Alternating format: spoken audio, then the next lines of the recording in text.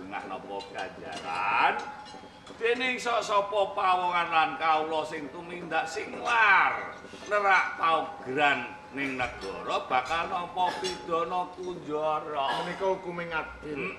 Yen bab hukum karma. Hukum karma ki wis cetha. Wis cetha.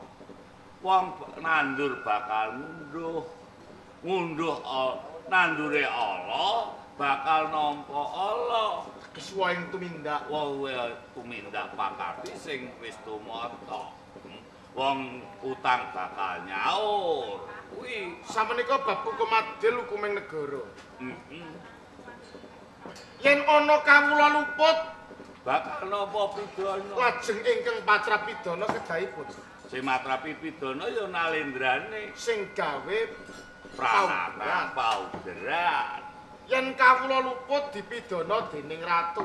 Sakniki nek enek ratu luput sing ngadili ya ratuning dhewe. Merga wis nerak paugeraning negara sing gawe dhewe. Pika naluli. Yen kawula luput dipidana ratu, yen ratu sing luput ya ratune dhewe sing ngadili.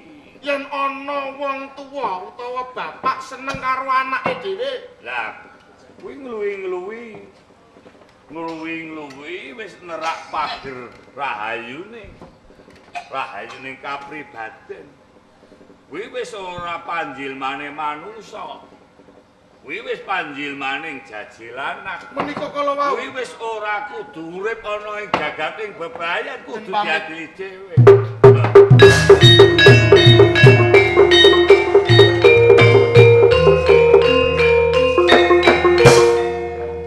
Wong iki mau piye? Ngajak cangkriman apa nyuwun pituduh kok rada jubriya kajroning ati. Yen to ana wong tuwa seneng karo anake dhewe. Bareng tak blentrake lah kok terus plas tanpa popoyan. Jan kok dikaya ngapa wong kaya adikku wis sedulur dipawis apa?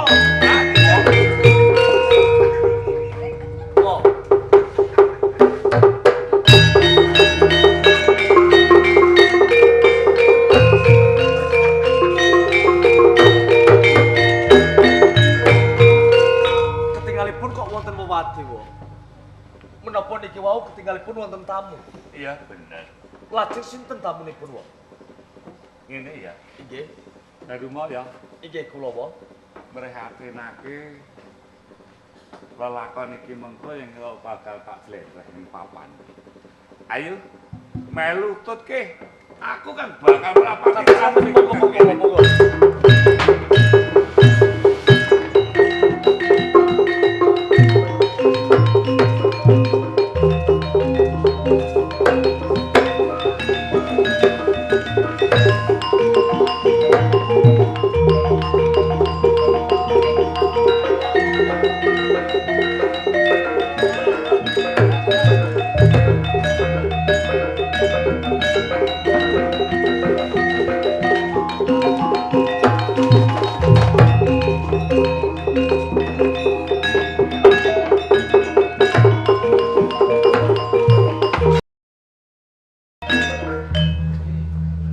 Aku iki menungso sing murtad. Sawise 18 taun aku ninggalke Salembi lereh keprabon Madeg Pandhita. Kraton Salembi ndak pasrahake marang anakku Damarmaya. Tundone anakku Darwati kengisih jabang bayi ndak tinggal. Ora nate ndak tiliki ketemu kok wis gedhe lah kok meteng karo aku. Lah iki njur piye besok nek bayi kuwi lair aku rak ya diceluk Pak Mbah. Ya Mbah ya Bapak. Bapak Pak Mbah. Iki piye? Tinimbang aku urip tansah degawa riwang luwih becik mati lampus diri. Go!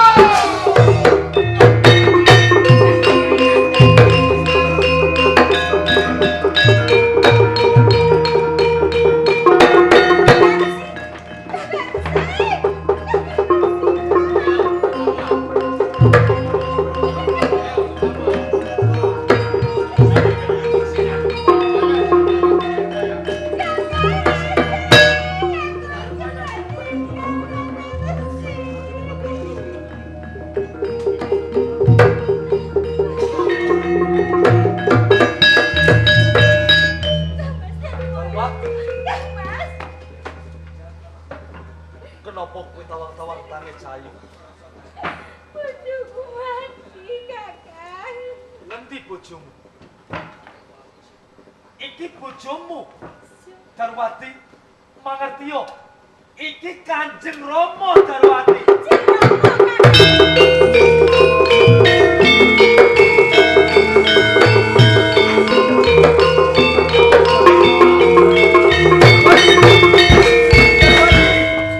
Darwati, Piye iki piye? wah, Loh, dipoke semua.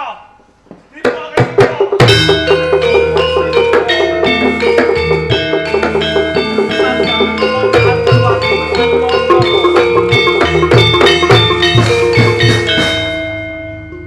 Iki mau kena apa iki mang wis mangan porong iki mau kan. Darwati menika sasampun mangertosi. Ndelok cayane pucet iki kakean jangan tewel iki. Tingalipun kados ngaten wah. Ya yo katek awake kaya tewel ngene iki lho.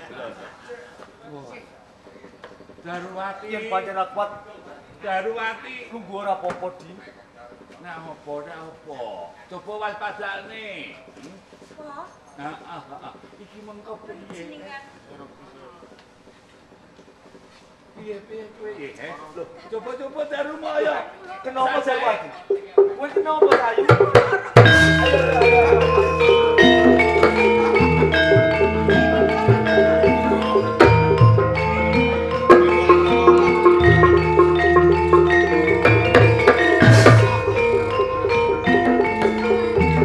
Darumaya.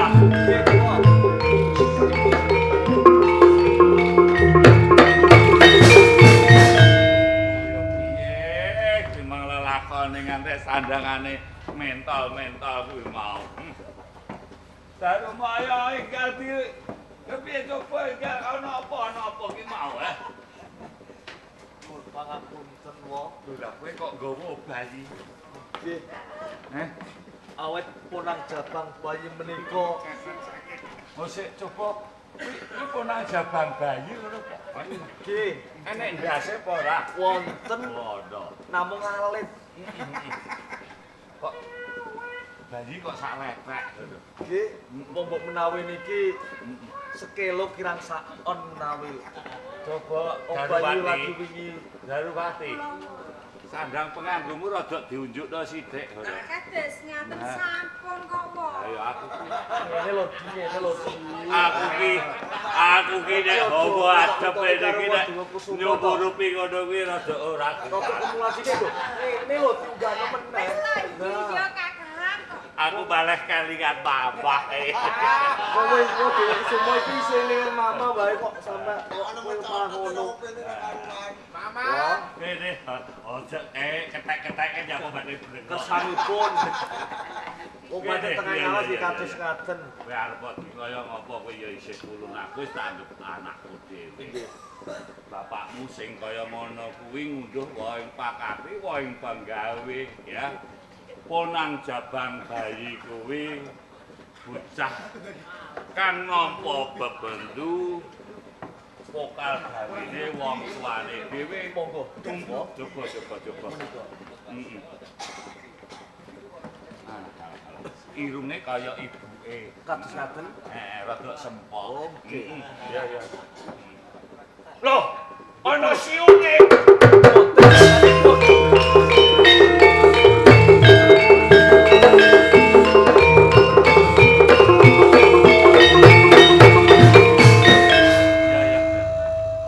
Ya, ponang jabang bayi iki mawa siung.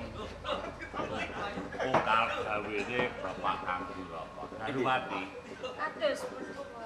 Kowe kuwi biyen kok iso seneng karo bapakmu ki apa gak mbok rasakno sik ngono Kula apa? nggih mboten mangertosi kok. Eh, wong yo akeh cah nom, akeh cah Joko, kok tuwa-tuwa kok yo tegas yo. Kok niku pripun mumpun kebacut. Kebacut piye? Mumpun kebacut tawar. Jajane kowe iki piye to, Di? Wong kowe iki cah prawan kok entuk karo wong tuwa kaya ngono kok gendem. Ya ngene iki lho. Kedadiane hawa adem iki yo ngene. Nggih, waduh. Ya. Pripun wae? Tumindake Bapa Kang Duraka ponang jabang bayi iki bakal tak tengeri baka.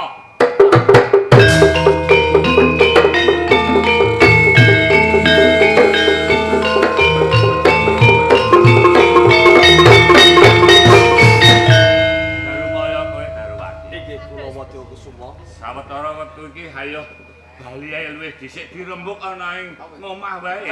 Monggo Juragan.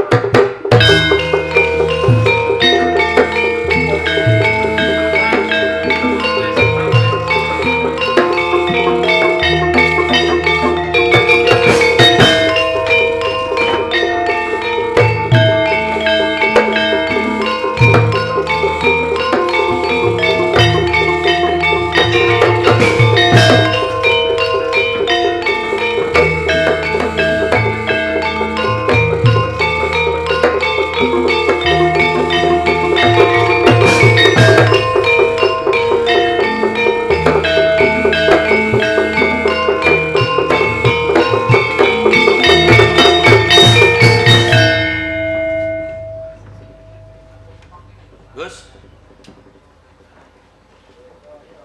Kok kaya bocah bingung. Nggonmu mlebu nang pendopo kok tolah-toleh. Kaya-kaya nyawang sesawangan sing endah kae kok seneng, kok nggumun sing kok sawang ki apa? Ki kraton ndi to, Lek? Takok keraton barang. Iki keraton Pengging. Iki kraton Pengging. Iya. Tewas kebeneran. Mongko nek kandhane Mbah Dewa, wong tuaku iki mapan ana ing kraton Pengging. Nganti aku munggah ana ing kraton Pengging, mung bot-bote aku kepengin goleki Sudarmaku, Lek. Apa kowe ngerti? Sapa wong tuamu? Wong tuaku jenenge Damarmaya. Ratu ana nyang Pengging jarene Mbah Dewa. Jenengmu sapa, Le? Jenengku Jaka Bandung. Jaka Bandung. Ratu ning Pengging ora ana loro, ora ana telu. Sing jeneng Damarmaya aku dhewe. Kowe Ya nek ana kowe wong tuaku.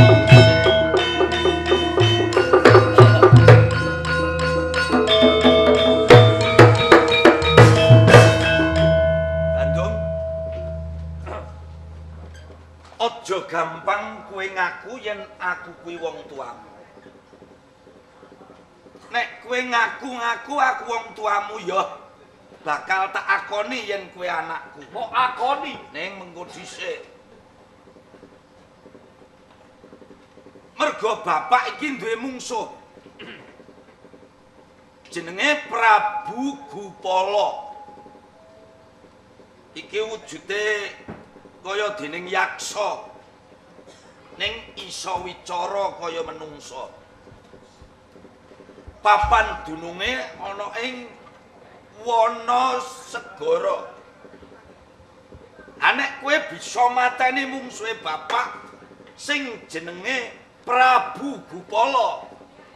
Ora esuk ora sore.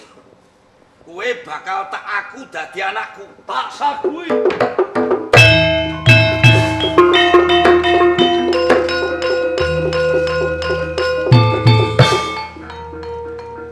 Bandung. Sopo tenane Bandung? Kok ngaku-ngaku yen anak Ratu Pengging? Ing nek iso mateni Gupala, percaya yen Bandung kaya anak.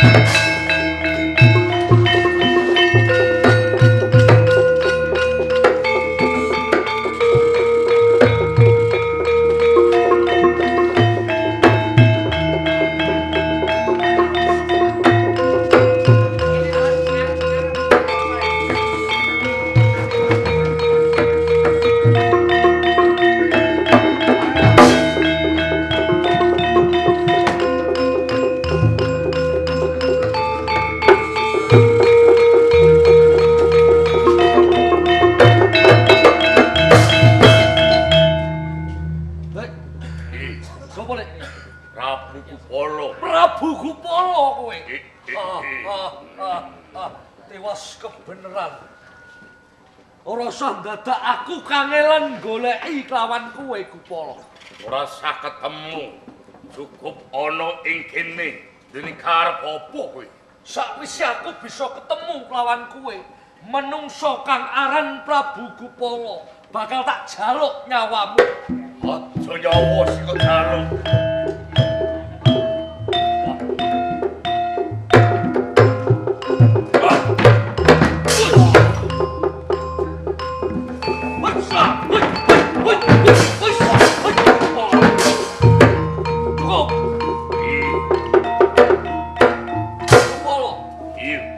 Pancen kowe bak nampani Aji Jaya Kawijayan. Aji kang aran Bandung Pandawasa tak sembah kelamaan Jeblak dadak. untuk kuasa.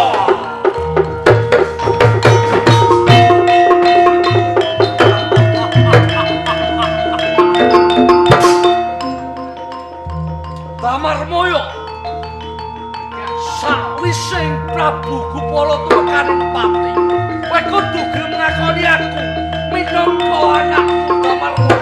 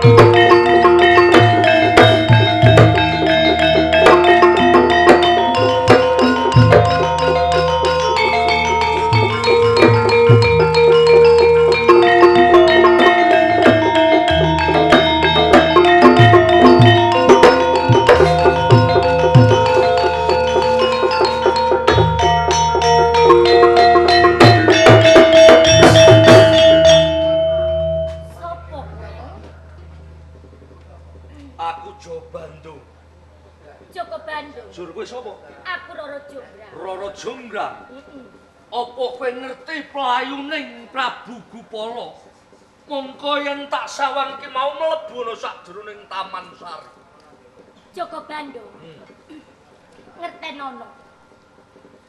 Prabu Gupala kuwi kadangku kang wektu dina iki wis tumekaning pati. Jebul kowe iki kalebu sedulure Prabu Gupala ana ing kraton Wanasegara Jonggrang. Joko Bandung. Jonggrang Mesti kowe sing wis mateni kadangku kang Mas Gupala. pancen randak silai. Patine Gupala pancen sa tanganku Jonggrang. Joko Bandung. Yen pancen kowe sing wis mateni kelawan kadangku. Nanging yo kire kowe isih mbujung kadang karo ing sakjroning Taman Sari Wanasegara. Jonggrang tiwas kebeneran. Sakwising Prabu Gupala tumekaning pati, malah Kapara Gupala nduweni kadang sing ayune kaya dening widodari sing mudhun saka kayangan. Jonggrang saiki ngene wae, apik-apikan aten. Mongko kadangmu Gupala wis tumekaning pati, gelem kowe dadi bojoku. Joko Bandung. Jonggrang, Kok kepenak tembungmu sakwise ke bisa mateni Kang Mas Gupala njur saikine kowe arep kepek bojo kelawan aku. Aja waton ngucap. Ngucap sing mawa waton. Joko Bandung, Jonggrang. rungokke tembungku. Nganti kukuting jagat aku ora bakal sudi dadi bojomu.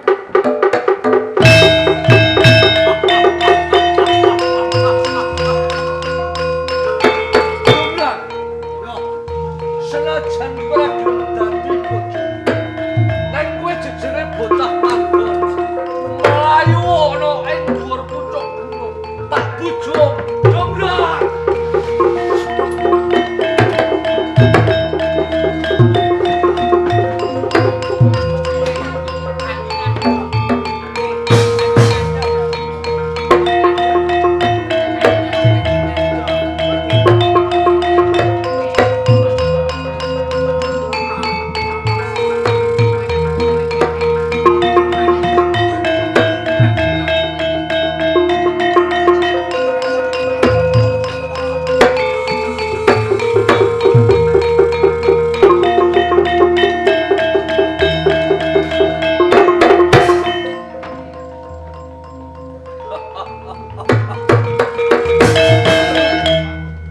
Bandung Bondowoso.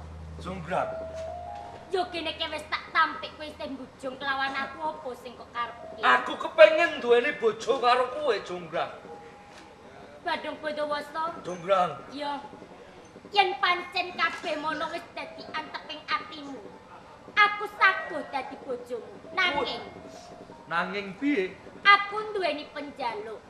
Jonggrang, apa sing dadi penjalukanmu? Waton mengko aku bisa bakal tak wujuti penjalukanmu. Bandung Bondowoso.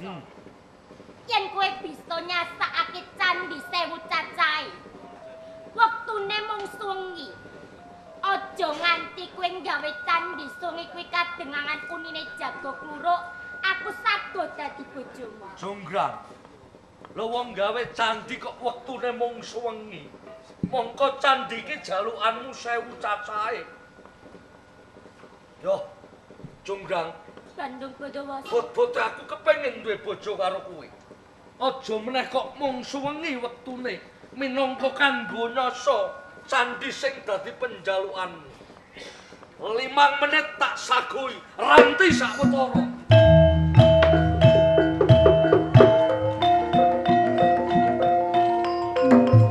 Tenang kabeh mono kuwi mung pawadan aku kanggo nampik tresnamu kelawan aku Bandung Bondowoso. Yo bakal tak buktekke ene aku Bandung Bondowoso.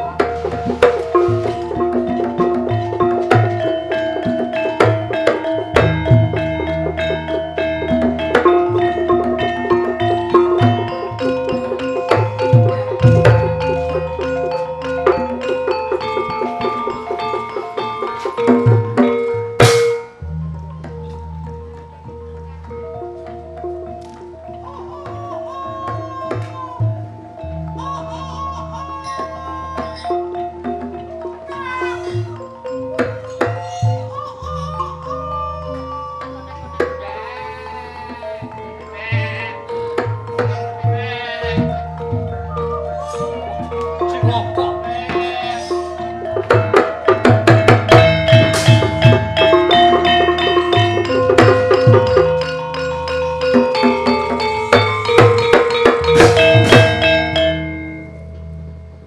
Jago kluruk wis padha muni pating jleleh. Jonggrang, Iki ateges kowe wis kudu bisa ngrampungake candhi sewu cacahe apa kang dadi penjaluk. aja kuwatir Jonggrang. Senajan aku wis kedengangan muni ning jago kluruk nanging sawangen candhi sing dadi penjalukanmu wis tak yasa sawangen kae Jonggrang. Bandung Bondowoso. Yo, aku percaya yen to kowe pawongan sing sekti mahambara. Nanging sadurunge aku kok boyong kok dadekke bojomu. Bakal tak buktekke lan bakal tak itung. Apa opae candhi sing kok gawe kae bener ana 1000 cacahe. Nek pancen kowe kurang percaya, coba itungen Jonggrang. Siji, loro, telu, papat, limo, 100. 599.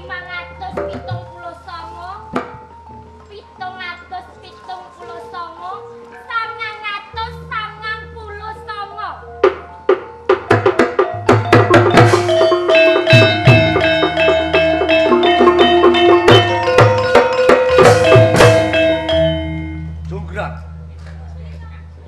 Mongko yen saka rumangsaku candhi ki mau wis genep 1000 sasae. Jonggrang. Mbok yo.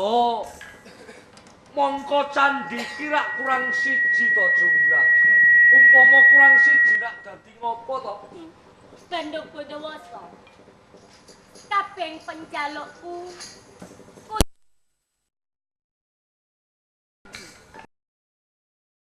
dino iki aku rasa go dadi bojomu. Jonggrang.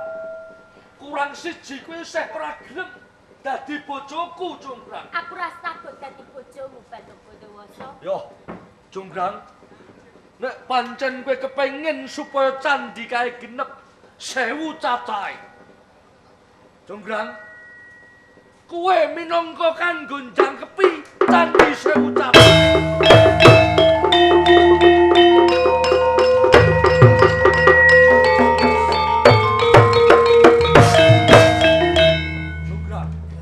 Jonggrang, belum. Waduh.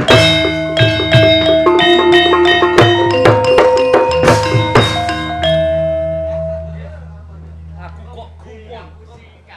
Jonggrang ki nek tak cedhaki kawujudane kaya dening reca. Nek yen tak sawang saka kadohan, Jonggrang ki sine mung awe-awe kelawan aku. Jonggrang. Jonggrang. Duh. Yo. Jonggrang. Yo iki sing diarani Candhi Sewu, ya Candhi Prambanan.